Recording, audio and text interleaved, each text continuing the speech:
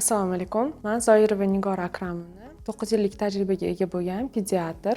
Bugun sizlar bilan chaqaloqlarda ko'p uchrab turadigan ichak sanjig'i va qorin dam bo'lishi, gaz hosil bo'lishi haqida gaplashamiz.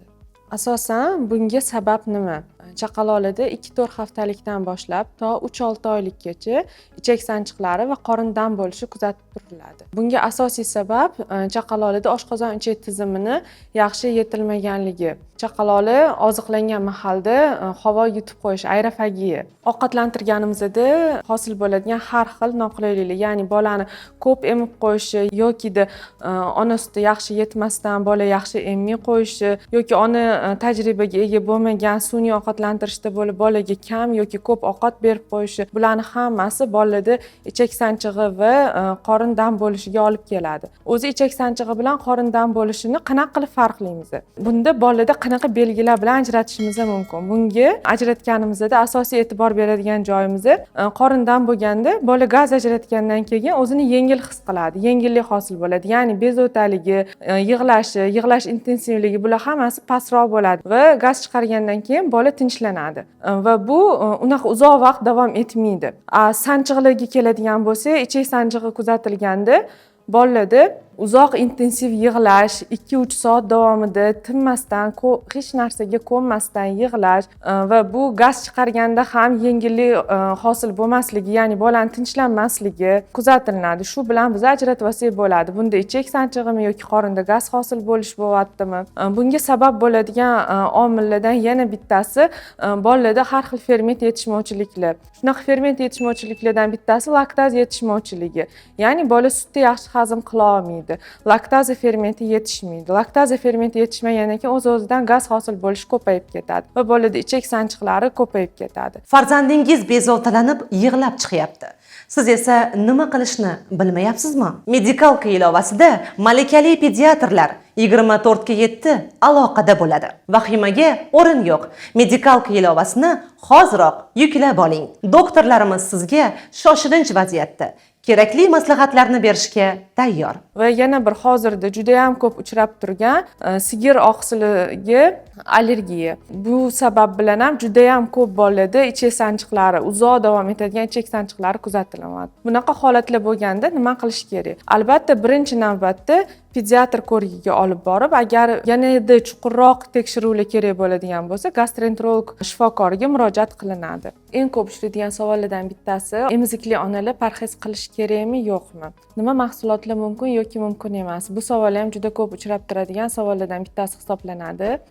Asosan hozirgi oxirgi Jahon Sog'liqni saqlash tashkilotining tavsiyalariga ko'ra, emizikli onaga unaqa alohida bir parhez tavsiya etilmaydi. Lekin individual, albatta har bir ona, har bir bola bu individual yondoshilinadi. Ya'ni onada yoki otada biror bir mahsulotlarga allergiya kuzatiladigan bo'lsa, shunga qarab cheklovlar etamiz. Masalan, bemorimizda yaqindagina shunaqa holat bo'ldi. Onada sutni hazm qila olmaslik bor. Sut ichsa qorni dam bo'ladi. Bolada ham juda ham qattiq ichak sanchig'i bilan murojaat qilgan. Ona parhezda sut mahsulotlarini qornidan bo'lsa ham, diskomfort chaqirsa ham, lekin sutli kashalar ham iste'mol qiladi. Barcha sutli mahsulotlarni iste'mol qiladi. Mana bunaqa holatda biz onaga tavsiya berdik, sutli mahsulotlarni cheklash. Ya'ni bolada shu sutli mahsulot hazm qila olmaslik onadan moyillik sifatida o'tgan. Bundan keyingi holatda bolaning ahvoli ancha yengillashdi va bunga yordam beradigan ferment preparatlar bor. Hozirgi paytda laktaza preparatlarni qo'shdik va bolaning ahvoli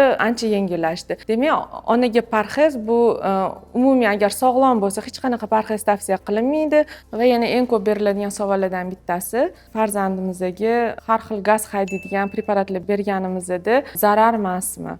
Qanchadan beramiz? Buni ko'p bersa jigari anaqa zararlanib qolmaydimi? Juda ham ko'p shunaqa savollar bo'ladi. Yo'q, biz bu preparatlarni individual etamiz buni ham albatta.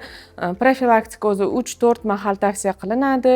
Bu preparatlar Simeticon preparatlari hisoblanadi. Asosan eng ko'p gaz hosil bo'ladigan ichak sanchig'i bilan qiynaladigan bolalarimizga har emganida tavsiya qilamiz. Bu dori vositalari ichak orqali so'rilmaydi, hech qanaqa jigar orqali o'tmaydi, ichak orqali chiqib ketadi gaz bilan, axlat bilan birgalikda.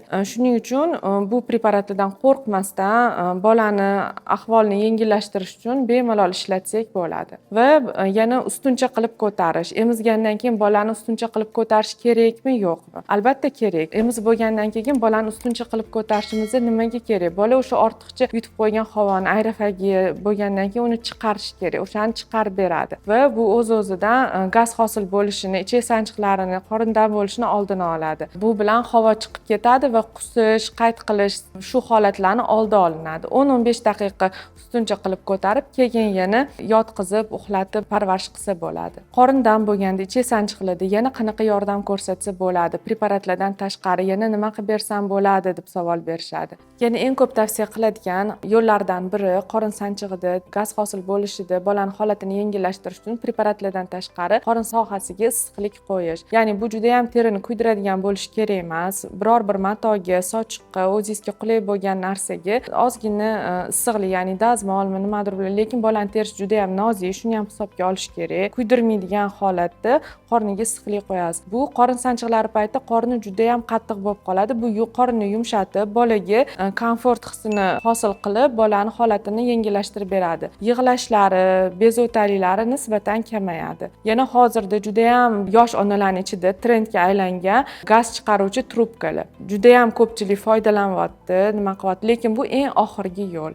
Birinchi bo'lib oddiy preparatlar, mana shunaqa issiqlik qo'yish, bu metodlardan foydalanib hech qaysi metodda bolani holati yengillashmagandagina gaz chiqaruvchi trubkalarni qo'ysak bo'ladi. Gaz chiqaruvchi trubkalar yaxshi tez chiqarib beradi gazini, bolani holatini yengillashtirib beradi, lekin bolani holati terilarini va shilliq qavatlarini juda ham nozikligini hisobga olib, o'tda travma qilib qo'ymaslikni, shuni ehtiyotini qilib, juda ham ko'p tavsiya qilmaymiz gaz chiqaruvchi trubkalarni. Shu tomonidan ehtiyot bo'lib yondashasizlar. Onalarimizda yana eng yaxshi ko'radigan preparatlardan bittasi bu probiotik. Probiotiklar o'zi nima?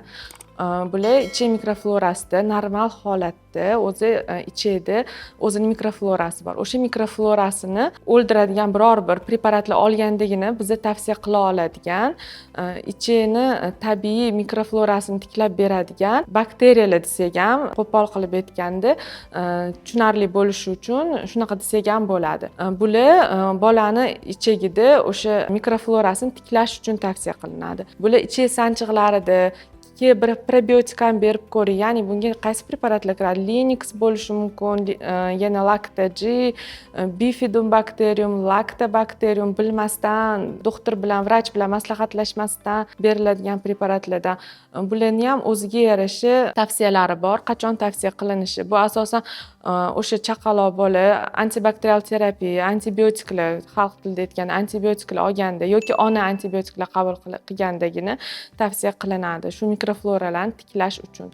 Ichak sanchiqlarini yengillashtirish, qorindan bo'lishini yengillashtirish uchun bu preparatlardan foydalanilmaydi. Shuning uchun biror bir preparatlarni berishdan oldin albatta mutaxassis bilan maslahatlashib, keyin berishinglarni tavsiya qilib qolamiz. Shu kabi holatlar kuzatilsa, Medikalka ilovasi orqali mening konsultatsiyamga yozilib, murojaat qilishingiz mumkin. Albatta sizning holatingizga, murojaatingizga birgalikda yechim topamiz.